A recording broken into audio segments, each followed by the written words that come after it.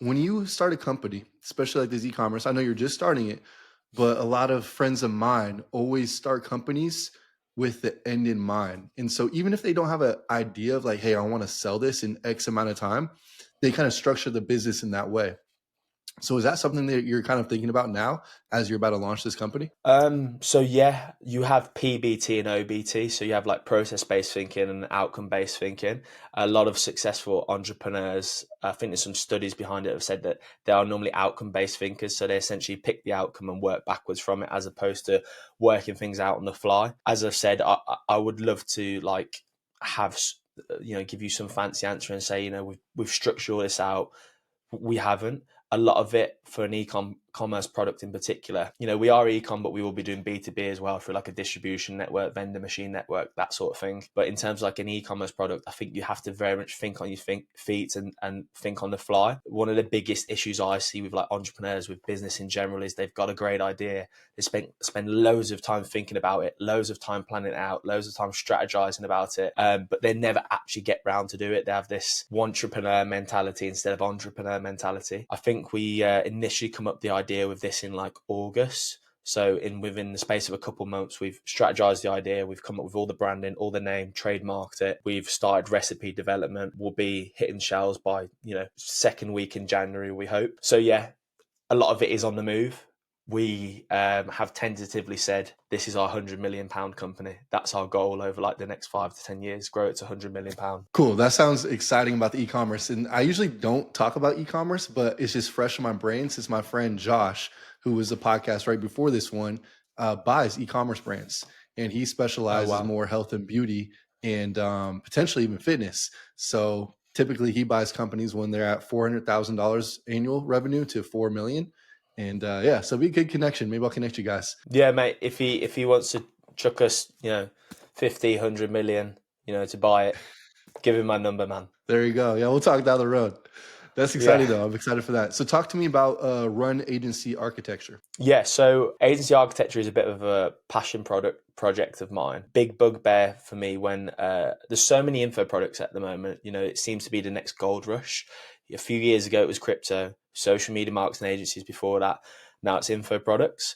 And it's a big bugbear of mine when people have info products trying to sell stuff to people, but they don't necessarily have experience in doing that, whatever that service might be. My agency architecture community is essentially to teach people not how to get to 10 or 20K per month. It's there to teach people the fundamental skills to run a small agency, how to get to 2 to 3K per month extra in terms of income, which to a lot of people watching this, you said you had a big audience who were like in that startup phase. That's life-changing money. If you're used to working in a normal job, an extra 3K income per month could literally change your life. It's paying for your mortgage, it's paying for all the luxury things that you want in your life. So that's what the community is all about. We have a big array of people inside of it. I only launched it last month. We've got like headed on to 100 members now, and we have, cheers mate, it's been a big learning curve, but I really enjoyed doing it. So there's a full course on there. We host weekly calls, post every day, like little gems, little pieces of value. And it's quite rewarding, to be honest with you. And I think it's important at a point where I'm in my life now to do something that's quite rewarding and that I enjoy. So that's the whole point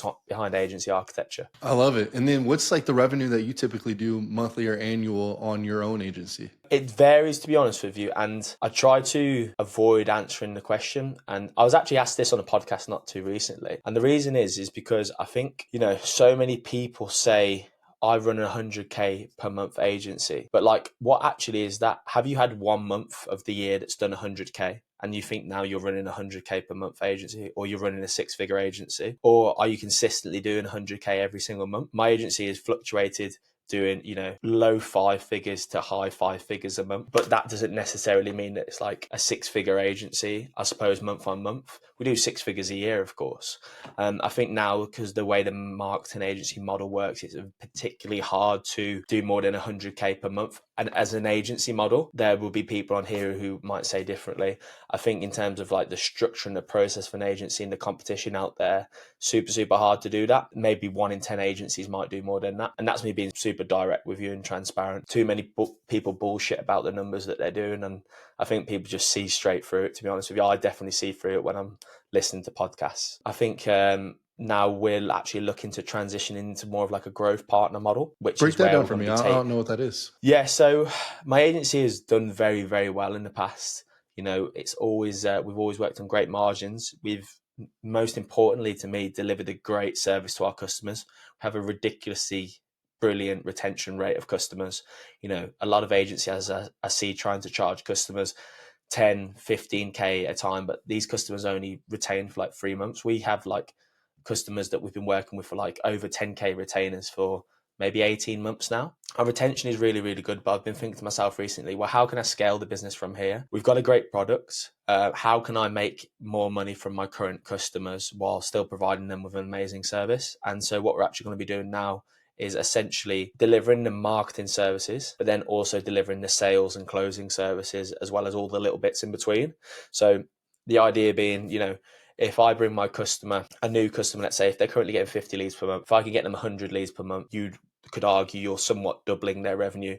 Then if I can help change their closing rate from 10 to 20%, so they're closing double the amount of leads that they were before, and then we take a revenue share out of that. So we might take 10% of the revenue for that. So we get in our retainer plus a rev share, and we're essentially helping the business grow. We have a 12-month runway. My marketing agency at the moment doesn't do contracts. So a bit of a USP for us. I've never locked people into contracts, because if I don't want to work with them and they don't want to work with me, why are we working together? And that's I think the that's same why way.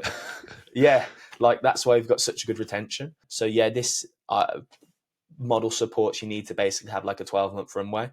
So just in the process of doing some extended learning about exactly how I deploy this with like a mentor, and then that's what I'm looking to do with the agency in 2025.